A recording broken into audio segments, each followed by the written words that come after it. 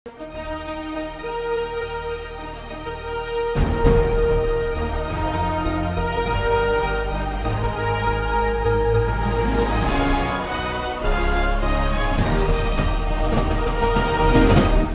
பார்த்து கொண்டிருப்பது உங்கள் ஜாஷ்வா டிவி.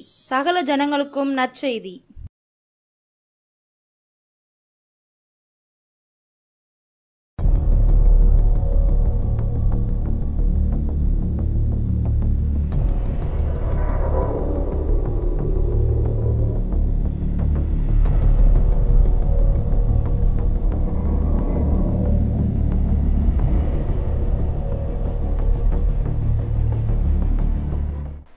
ஜாஷ்வா டிவி அனைவருக்கும் இயேசு கிறிஸ்துவின் அன்பின் வாழ்த்துதலை தெரிவித்துக் கொள்கிறோம்.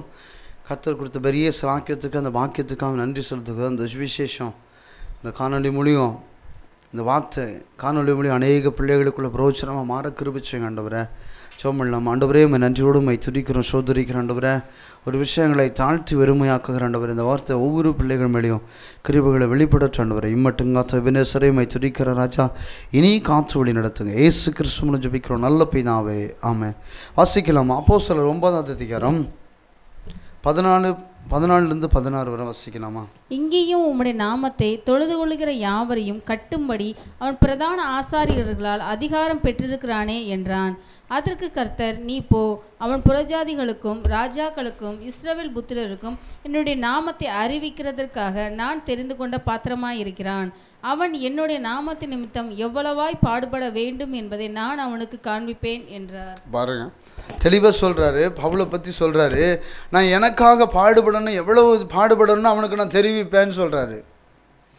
பாருங்க, எதற்காக அழைக்கப்பட்டிருக்கிறாரோ பவுல், எதற்காக முன்குறித்திருக்கிறாரோ அந்த தேவ திட்டத்துக்காக, தேவ நோக்கத்துக்காக, அந்த ஊழியத்துக்காக, அந்த கனமான ஊழியத்துக்காக பவுல் அழைத்திருக்கிறாரு. அவர் முன்குறித்திருக்கிறார். தேவ நோக்கம் என்ன செய்யணும்? அவரோட நிறைவேறணும். தேவனுடைய தீர்மானம் என்ன செய்யணும்? பவுலுக்குள்ளே வெளிப்படணும் தான் அவர் சொல்கிறாரு. தெளிவாக சொல்கிறாரு. அவன் எவ்வளவு தூரம் பாடுபடணும்னு அவனுக்கு நான் வெளிப்படுத்துவேன்னு சொல்கிறாரு. பாடு இருக்கு. ஊழியத்தில் அழைப்பு வந்துருச்சா? நம்மளை முன்குறித்திருக்கிறாரா? தேவ நோக்கத்துக்கு தெரியப்படுத்துகிறாரா? நமக்கு பாடு இருக்குது, வேதனை இருக்குது, சஞ்சலம் இருக்குது, பற்கடிப்பு இருக்குது. அதெல்லாம் தாண்டி கொண்டு வர்றதுக்கு அவருக்கு கிருபை நம்ம மேலே இருக்குது. நம்ம நிற்பது நிர்மூலம் ஆகாதோ தேவனுடைய சுத்த கிருபை. அவர் நம்மளை முன்குறிக்கப்பட்ட மகிமை வெளிப்படுறதுக்கு தான், அவருடைய மகிமையை வல்லமை வெளிப்படுறதுக்கு தான், பாடுகளை அனுபவிக்கிறதுக்கு தான் நம்மளை முன்குறித்திருக்கிறார் ஆண்டவர். பவுல சொல்கிறாரு, பவுலுக்கு தெளிவாக சொல்கிறாரு, எனக்காக எவ்வளோ பாடுபடணும்னு சொல்லி அவனுக்கு நான் அறிவிப்பேன்னு சொல்கிறாரு. அறிவிப்பாமல் இருப்பாரா? ஆண்டவர் நிச்சய ஊழியக்காரருக்கு ரகசியங்களை வெளிப்படுத்துகிற தேவனாக இருக்குன்னு சொல்கிறாரு. அவர் முன்குறிக்கப்பட்ட தேவனாக இருக்கிறாரு.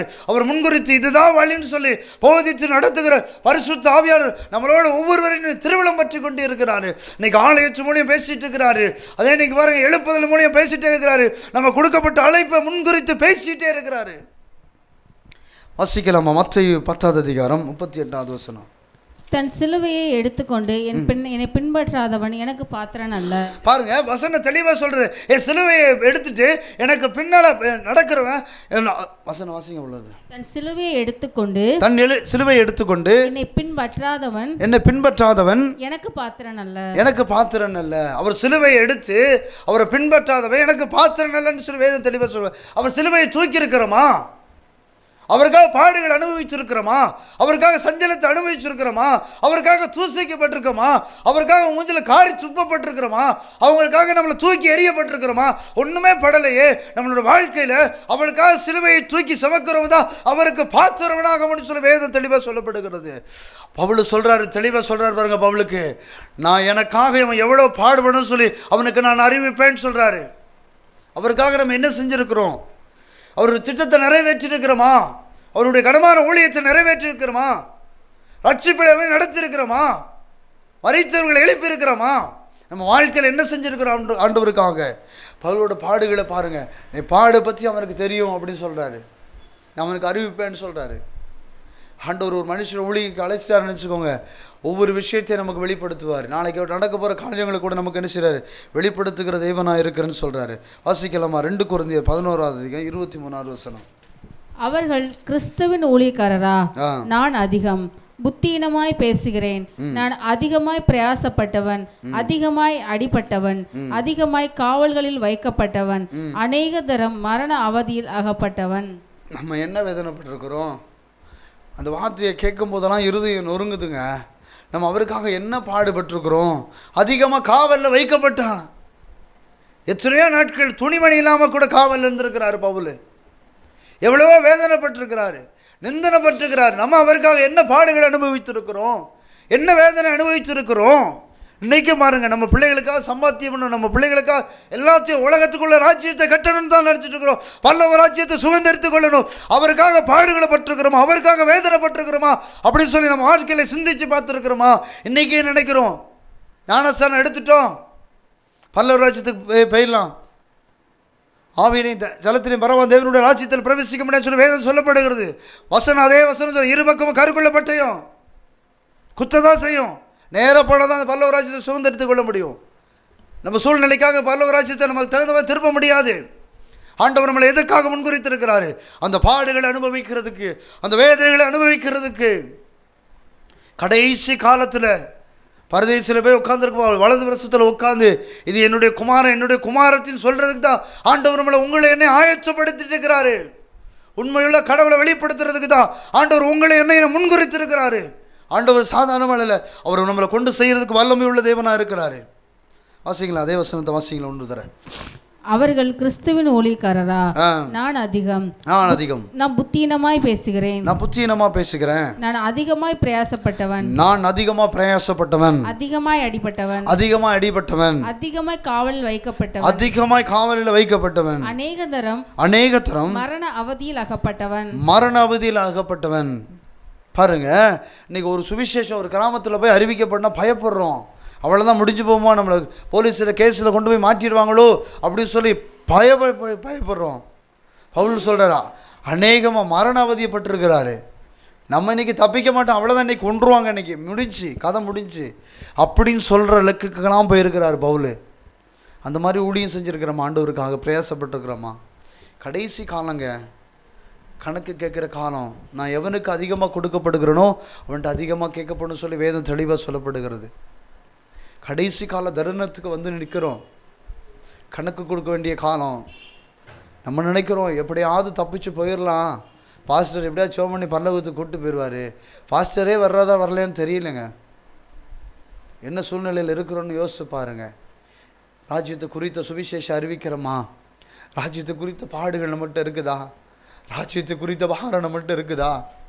ராஜ்யத்தை குறித்த வேதனை நம்மகிட்ட இருக்குதா? ராஜ்யத்தை குறித்து சுவிசேஷம் நம்ம அறிவிக்கப்படுறோமா?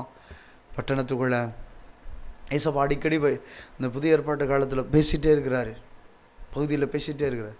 ராஜ்யத்தின் சுவிசேஷம், ராஜ்யத்தின் சுவிசேஷம், ராஜ்யத்தின் சுவிசேஷம் நம்ம அறிவிக்கிறோமா? நம்ம சொந்த குமாரன் ஆயிட்டோமே, நம்ம சொந்த குமாரத்தை ஆயிட்டோமே, இந்த ராஜ்யத்தின் சுவிசேஷம் நம்ம அறிவிக்கிறோமா? கடைசி காலத்தில் வந்து உட்காந்துருக்குறோங்க. இனி வந்து போக்கு சொல்ல முடியாது. நான் உன்னை அறியேன் அப்படின்றவாரு. எனக்காக என்ன செஞ்சேன், எனக்காக பாடு அனுபவிச்சியா, நான் கூட சொல்ல முடியாது. செய்தி பேசலாம், செய்தியில் ஆண்டு ஒரு வல்லமையாக பயன்படுத்தலாம். சுவிசேஷம் அறிவிச்சனா, தீர்க்க தரிசனம் உரைத்தனா, பாவத்தை கண்டித்து அநேக ஜனத்துக்கு நான் வெளிப்படுத்தினா, அதே போல் பார்த்துக்கோங்க. கட்டுண்டவர்களை காவலிருந்து விடுதலையாக்கணும்னா அதே மாதிரி தான். அவருடைய அபிஷேகத்தை நம்ம வைத்திருக்கிறோம். பெருமை பாராட்டுறதுக்கு ஒன்றுமே இல்லைன்னு சொல்கிறார் பவுல். என் மேலே விழுந்த கடமைன்னு சொல்கிறாரு, என் மேலே விழுந்த கடமைன்னு சொல்கிறாரு. பெருமை பாராட்டுறதுக்கு ஒன்றுமே இல்லைங்க, என் மேலே விழுந்த கடமைன்னு சொல்கிறாரு. நான் சுவிசேஷம் அறிவிக்கலைன்னு எனக்கு ஐயோ அப்படின்னு சொல்லி வேதம் சொல்லப்படுகிறது. நம்ம சுவிசேஷம் அறிவிக்கிறோமா? ஆண்டவர் பாருங்கள், இந்த பவுல் எது செய்கிறாரு, இந்த பாடுகள் மத்தியில் கொண்டு போகிறாரு. வாசிக்கலாமா? கொரிந்தியர் 11 அதிகாரம் 24, 25 வாசிங்களேன். 3 தரம் மிலாறுகளால் அடிபட்டேன், 1 தரம் கல்லறியுண்டேன், 3 தரம் கப்பர் சேதத்தில் இருந்தேன், கடலிலே ஒரு ராப்பகல் முழுவதும் போக்கினேன். பாருங்க, எத்தனை தடவை அடி வாங்கியிருக்காருன்னு பாருங்க. நம்ம எதுக்காக அவருக்காக பிரயாசப்பட்டுக்கிறோமா? கடைசி காலங்க, தேவ திட்டத்தை நிறைவேற்றுறதுக்காக உங்களை என்னையும் அழைக்கிறாருங்க. பவுலை போல நம்மளை முன்குறித்திருக்கிறாருங்க. சும்மா ஒன்றும் தெரிந்து கொள்ளலைங்க. கடைசி கால நோக்கத்துக்காக நம்மளை அழைத்திருக்கிறாருங்க. இன்னைக்கு இவ்வளோ பாடுகளை பற்றிருக்கிறான்னு சொல்லி வேதத்தில் எழுதி வச்சுருக்காங்க தெரியுமா? எனக்காக நீ இப்படியெல்லாம் பிரயாசப்படுவியா, பார்த்துட்டு போகிறதுக்கு இல்லைங்க, வாசிச்சுட்டு போகிறதுக்கு இல்லைங்க, அவருக்காக பாடுகளை அனுபவிக்கிறதுக்கும் அவருக்காக வேதனைகளை அனுபவிக்கிறதுக்கும். வாசிங்க ஒன்று யூதர்களால் ஒன்று குறைய 40 அடியாக 5 தரம் அடிக்கப்பட்டேன். 5 தடவை அடிக்கப்பட்டிருக்கிறாராம். 40 அடியாக 5 தரம் அடிபட்டேன். 3 தரம் மிளாறுகளால் அடிபட்டேன். 1 தரம் கல்லறியுண்டேன். 3 தரம் கப்பல் சேதத்தில் இருந்தேன். கடலிலே ஒரு ராப்பகல் முழுவதும் போக்கினேன். 3 தரம் கப்பல் சேதத்தில் இருந்திருக்கிறாரு. கரை சேருவோமா கரை சேர மாட்டோமா, எவ்வளோ பாடு வந்தாலும் சரி அவர் நம்மளை கரை சேர்க்கிற தேவனாக இருக்கிறார். நான் உண்மையிலே சொல்லுவேன், அந்த ஸ்டோரியெல்லாம் பவுலோட ஸ்டோரியெல்லாம் படித்து பார்க்கும்போது அவரால் தான் அந்த ஜனம் மீட்கப்பட்டுச்சு அப்படின்னு நினச்சிக்கிறேன். உண்மை அதுதான். அதே போல் தான் இன்றைக்கி உங்கள் மேலே ஆண்டவர் கிருபை வச்சுருக்கிறார், விருதாவாக வைக்கலை. பவுல் சொல்கிறாரு, என் கிருபை, அவருடைய கிருபையை விருதாக வைக்கிறாங்க அப்படின்னு கொரிந்திய சபைக்கு சொல்கிறார், கலாத்திய சபைக்கு சொல்கிறாரு. அந்த கிருபை எதுக்காக வச்சிருக்கிறாருன்னா அவர் நாம மகிமைக்கு, அவர் கிருபையை விருதாக வைக்காதபடிக்கு. வாசிக்கலாமா? 2 தீமோத்தேயு 4:7-8 வாசிங்களேன். சீர்கேடும் கிளவிகள் பேச்சுமாய் இருக்கிற கட்டுக்கதைகளுக்கு விலகி தேவ பக்திக்கு ஏதுவாக முயற்சி பண்ணு. சரீர முயற்சி அற்ப பிரயோஜனம் உள்ளது. தேவ பக்தியானது இந்த ஜீவனுக்கும் இதற்கு பின்வரும் ஜீவனுக்கும் வாக்கு தத்தம் உள்ளதாகையால் எல்லாவற்றிலும் பிரயோஜனம் உள்ளது. பாருங்க, கிளவி பேச்சு கட்டுக்கு ஆகாது அப்படின்னு சொல்லி வசனம் சொல்லப்படுகிறது. புரோஜனமானதை சிந்திச்சு என்ன செய்ய, புரோஜனமானதை பேசு அப்படின்னு தான் தீமோத்தேயுக்கு என்ன செய்கிறாரு பவுல் தீக்கமாக எழுதுகிறாரு. தேவையில்லாமல் சபையில் பேசாத, தேவையில்லாமல் என்ன செய்யாத, வார்த்தைகளை விடாத, தேவையில்லாமல் எதுவுமே பேசாத, புரோஜனமான வார்த்தைகளை மட்டும் என்ன செய்ய சபையில் பேசு. மனுஷனுக்கு வந்துடும் எப்படியாவது என்ன செய்யும், தேவையில்லாத வார்த்தைகளோ தேவையில்லாத பேச்சோ வந்துடும். அதில் தான் தீமோத்தேயுக்கு தெளிவாக எழுதுகிறாரு, இதெல்லாம் விட்டுரு, நம்ம அவருக்காக பிடிக்கப்பட்டிருக்கிறோம், அவருக்காக முன்குறிக்கப்பட்டிருக்கிறோம், எனக்கு நீதியின் கிரீடம் வைக்கப்பட்டிருக்குது, தீமோத்தேயு உனக்கும் வைக்கப்பட்டிருக்குது, அதான் ஆயத்தமுள்ள பாத்திரமா நீ மாறுன்னு சொல்லி எழுதுகிறார். ஒவ்வொரு மனுஷனும் சீசர்களை உருவாக்கும் போதெல்லாம் ஒவ்வொரு மனுஷனுக்கும் பிலிப்புக்கு எல்லாத்துக்குமே எழுதிக்கிட்டே இருக்கிறார். எதுக்காக எழுதுறாரு பார்த்தீங்களா? கர்த்தருடைய தரிசனத்தை கரிசனையாக நிறைவேற்றணும், கர்த்தருடைய தெய்வ திட்டத்தை கரிசனையாக நிறைவேற்றணும். அந்த பாடுகளை 3 கப்பல் சேதம் ஆண்டவர் இவ்வளோ தூரம் நடத்தி வந்திருக்கிறார் பாருங்க. எப்படிப்பட்ட தெய்வத்தை நம்ம ஆராதிக்கிறோம், எப்படிப்பட்ட தெய்வம் நம்மளை அழைத்தவர் உண்மையுள்ளவர், அவரை கரை சேர்க்கறதுக்கு வல்லமை உள்ள தெய்வனாக இருக்கிறாரு. அவருடைய மகிமை தேசமெங்கும் பிரசாபப்படுத்துறதுக்கு தான் ஆண்டவர் இந்த காணொலி மூலியம் நம்மளோட பேசி கொண்டு இருக்கிறாரு. இந்த காணொலி மூலியம், இந்த செய்தி சேனல் மூலியம் நம்மளோட பேசி கொண்டு இருக்கிற அந்த எழுப்புதல் நேரத்துக்காக ஆண்டவர் உங்களை முன்குறித்திருக்கிறார், ஆண்டவர் உங்களை திட்டம் திட்டி வைத்திருக்கிறாரு. ஏதோ ஒரு நோக்கத்துக்கு தான் ஆண்டவர் இந்த டிவி சேனல் மூலியம் ஆண்டவர் பேசிகிட்டு இருக்கிறாரு. அந்த டிவி சேனலில் கூட ஆண்டவர் ஏதோ ஒரு நோக்கத்துக்கு தெரிந்து கொள்ளப்படப்பை தான் இவ்வளோ தூரம் எழுப்புதலை குறித்து ஆண்டவர் பேசி கொண்டே இருக்கிறாரு. காதுள்ளவன் கேட்க கடவன், நான் உணர்த்தப்படுகிறேன், ஆவியில் நான் உணர்த்தப்படுகிறேன். ஒவ்வொரு டைமும் நான் அந்த டிவி சேனல் முன்னால் நான் பிரசங்கம் பண்ணும்போது அந்த அபிஷேகத்தை நான் உணர்கிறேன், கர்த்தருடைய பாரத்தை நான் ஒவ்வொரு நாளும் உணர்கிறேன். ஆண்டவர் இவ்வளவு தூரம் தேசத்தை குறித்து இவ்வளவு தூரம் பாரப்பட்டு இருக்கிறாரு, ஜனத்தை குறித்து இவ்வளவு தூரம் பாரப்பட்டு இருக்கிறாரு, சீசர்களை குறித்து இவ்வளவு தூரம் பாரப்பட்டு இருக்கிறாரு. எத்தனையோ நாட்கள் அழுதுருக்கிறார், கேம்பரான அமர்த்தி போட்டு அழுதுருக்கிறோம். ஆண்டவர் பாருங்க இவ்வளோ தூரம் ஆண்டவர் ஏதோ ஒரு நோக்கத்துக்கு தெரிந்திருக்கிறார். எவனுக்குமே என்ன செஞ்சிடக்கூடாது, தரிசனத்தை பற்றி தெரியலைன்னு சொல்லிடக்கூடாது. கட்டாயம் கேட்டுட்டு கேட்பார் ஆண்டவர். இந்த டிவி சேனல் மூலியம் உன்னோட பேசணும்ல, கட்டாயம் கேட்பார், கேட்காமலாம் இருக்க மாட்டார். யாவ புஸ்தகம் ஒன்று இருக்குதுங்க, ஜீவ புஸ்தகம் ஒன்று இருக்குதுங்க. ஆண்டவருக்காக செய்யப்பட்ட காரியங்களை தான் ஜீவ புஸ்தகத்தில் யாவ புஸ்தகம் உங்களுக்கு நினைவுபடுத்தின காலம், நீங்கள் செஞ்ச பாவங்களும் நீங்கள் செஞ்ச அக்கிரமங்களும் ஞாபக புஸ்தகத்தில் எழுதப்பட்டிருக்குது. அதேமாதிரி தெய்வ தரிசனத்தை குறித்து அந்த நாவிய புஸ்தகத்தில் பேசப்படும். இந்த நாள் டிவி சேனலுக்கு முன்னால் உட்காந்து தரிசனத்தை குறித்து ஆண்டவர் நான் பேசணுனே, அந்த வார்த்தையை கேட்டு கீழ்ப்படிஞ்சான்னு கேட்பார். கடைசி காலத்தில் நிற்கிறோம், காலத்தை பிரயோஜனப்படுத்தி கொள்ளுங்கள். வாசிக்கலாமா? 2 பேதுரு 1:13, 14, 15. நம்முடைய கர்த்தராகிய இயேசு கிறிஸ்து எனக்கு அறிவித்தபடி நான் என் கூடாரத்தை விட்டு போவது சீக்கிரத்தில் நேரிடும் என்று அறிந்து இந்த கூடாரத்தில் நான் இருக்கும் அளவும் உங்களை நினைப்பூட்டி எழுப்பி விடுவது நியாயம் என்று எண்ணுகிறேன். மேலும் நான் சென்று போன பின்பு இவைகளை நீங்கள் எப்பொழுதும் நினைத்துக்கொள்ள ஏது உண்டாயிருக்கும்படி பிரயத்தனம் பண்ணுகிறேன். பவுல் எதுக்கு வந்திருக்கிறாரு பார்த்துக்கோங்க, தெளிவாக எதுக்கு வந்திருக்கிறாரு? எழுப்பி விடுறதுக்கு, ஜனத்தை எழுப்பி விடணும். எழுப்பி விட்டு என்ன செய்யணும்? என்னை நினைத்து கொள்ளுங்க, இன்னும் நினைத்து நினைச்சு பிரயாசப்பட்டு எழும்புங்க அப்படின்னு சொல்கிறேன். இப்படியே உட்காந்துட்டே இருக்கக்கூடாது, ஒண்டி குதிரை மாதிரி உட்காந்துட்டே இருக்கக்கூடாது. எழும்பி பட்டணத்துக்குள்ளே போய் சீசர்களாக மாறணும். அன்னைக்கு நான் அப்போஸ்தலரில் சொல்லப்பட்டிருக்கு தெரியுமா? எருசலேமில் சீசர்கள் தொகை பெருகிட்டு, சீசர்கள் தொகை பெருகிட்டு. இன்றைக்கி நம்ம சபையில் சீசர்களை பார்க்க முடியுதா? தீர்க்கதரிசிகளை பார்க்க முடியுதா? வேத பண்டிதர்களை பார்க்க முடியுதா? அவங்க பிள்ளைங்க தான் ஊழியம் செய்கிறாங்க, அவங்க தான் ஊழியம் செய்கிறாங்க, வேறு யாருமே இல்லை. சீசர்கள் எங்கே பார்க்க முடியும்? அந்த தரிசனத்துக்காக, தெய்வ திட்டத்துக்காக அந்த பவுலை போல எழுப்பிடுகிற மனுஷன் இருந்தால் தான் என்ன செய்ய முடியும்? சீசர்களை பார்க்க முடியும். இன்றைக்கி ஆண்டவர் எவ்வளோ பிரயாசப்படுறாரு தெரியுமா? அறுப்பணிகோ வேலையாட்களோ குறைவுன்னு சொல்லி பிரயாசப்பட்டு இருக்கிறார். எலும்புங்க, விட்டுறாதீங்க. இன்னைக்கு கிடைக்க தரிசனம் நாளைக்கு கிடைக்காது. முந்தினோர் பிந்தினவராகும், பிந்தினோர் முந்தினவராகும் சொல்லி வேதம் தெளிவாக சொல்லப்படுகிறது. கர்த்தர் தெய்வ திட்டத்துக்காக முன்குறித்திருக்கிறாரு. வாசிக்கலாமா? 2 தீமோத்தேயு 2ஆம் அதிகாரம் 12வது வசனம். அவரோடு கூட பாடுகளை சகித்தோமானால், அவரோடு கூட பாடுகளை சகித்தோமானால், அவரோடு கூட ஆளுகையும் செய்வோம். ஆளுகையும் செய்வோம். நாம் அவரை மறுதலித்தால், அவரும் நம்மை மறுதலிப்பார். அவரும் நம்மளை மறுதலிப்பார். அவரோடு நம்ம பாடுகள் பட்டால் அவர் நம்மளோடு இருப்பார். அவரோடு மறுதளித்தா அவரும் நம்மளை மறுதளிப்பார்னு சொல்கிறார். மறுதளிக்கணும் எப்படின்னா, அவர் ஊழியத்தை நம்ம மறுதளிச்சோன்னா அவர் நம்மளை மறுதளிக்க போகிறார். கர்த்தருடைய வேதத்தில் தெளிவாக சொல்லப்படுகிறது. எரேமியாவில் கர்த்தருடைய ஊழியத்தை அசதியாக செய்கிறவனும் சபிக்கப்பட்டு போயிடும், ரத்த சிந்தாதபடிக்கு பட்டயத்தை அடக்கி கொள்ளுகிறவனும் சபிக்கப்பட்டு போயிடும்னு சொல்லி வேதம் தெளிவாக சொல்லப்படுகிறது. அதே வசனம் சொல்லுங்க, துன்மார்க்கவழி நடமாலும் பாவியரிடம் இல்லாமல் கர்த்தருடைய வேதத்தில் பிரியமாக இருந்து தியானிக்கிற மனுஷன் பாக்கிவான்.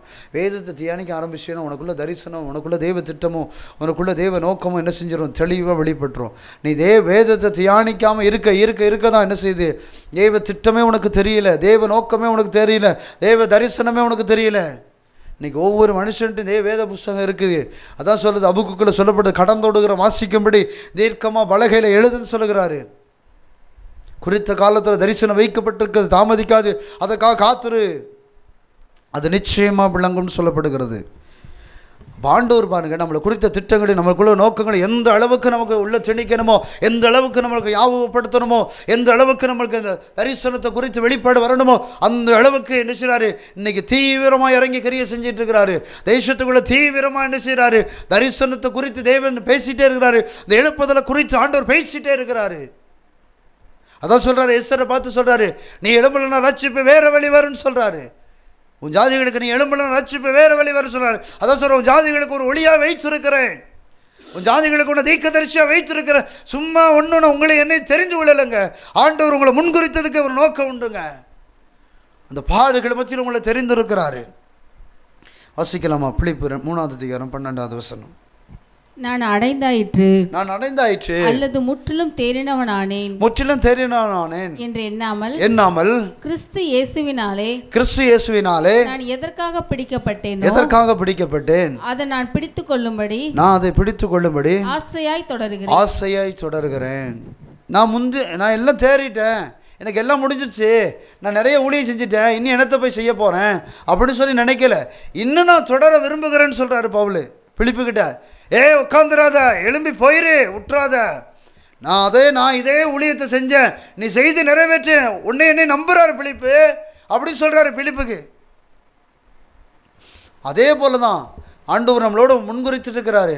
அந்த பட்டணத்துக்குள்ளே பேசிகிட்டே இருக்கிற, ஒவ்வொரு பட்டணத்துக்குள்ளே பேசுகிறாரு, ஒவ்வொரு பட்டணத்துக்குள்ளேயும் ஒவ்வொரு சபைக்குள்ளேயும் பேசிகிட்டே இருக்கார். கலத்திய சபையில் பேசுகிறாரு, ஒவ்வொரு சபைக்குள்ளேயும் ரோமவரியில் பேசுகிறாரு, பிலிப்பில் பேசுகிறாரு, ஒவ்வொரு வேதத்திலையும் பேசிகிட்டே இருக்கிறாரு. பவுல் பரிசுத்த ஆவியானவர் திரவலம் பற்றிக்கிட்டே இருக்கிறாரு. ஏன்னா கடைசி கால ஊழியம், கடைசி கால தேவ திட்டம், கடைசி கால தேவ நோக்கத்துக்காக இந்த பவுல பாடுகள் மத்தியில் ஆண்டவர் தெரிந்து கொண்டப்பட்டது தான். அந்த பாடுகளில், இந்த கனமான ஊழியத்தில் சிலுவை எவன் தூக்குறானோ அவனுக்கு பாடு உண்டுன்னு சொல்லி வேதம் சொல்லப்படுகிறது.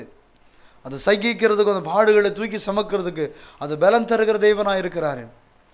ஜோமல்லாம அந்த எழுப்புதல் நிறுத்துக்காக ஆண்டவரையும் நன்றியோடும் துதிக்கிற சோதரிக்கிற ஆண்டவரை. அப்பா அந்த பாடுகள் மத்தியில் அப்பா எங்களை கொண்டு போக எங்களை ஆயத்தப்படுத்துங்க ஆண்டவரே. அப்பா அந்த டிவி சேனலை பார்த்துட்டு இருக்கிற ஒவ்வொரு பிள்ளைகளையும் உங்கள் கரத்தில் ஒப்பு கொடுக்குறேன் ஆண்டவரே. நீங்கள் ஆசீர்வதிங்க, பலப்படுத்தி கிறிஸ்துனாலே எல்லாம் செய்வார்னு சொன்ன வார்த்தையின்படி ஜெபிக்கிறோம். இம்மட்டும் காத்த எபினேசரையும் வைத்து இருக்கிறார் ராஜா. இனி காத்து வழி நடத்துங்க. ஏசு கிறிஸ்து மூலம் ஜெபிக்கிறோம் நல்ல பிதாவே, ஆமென்.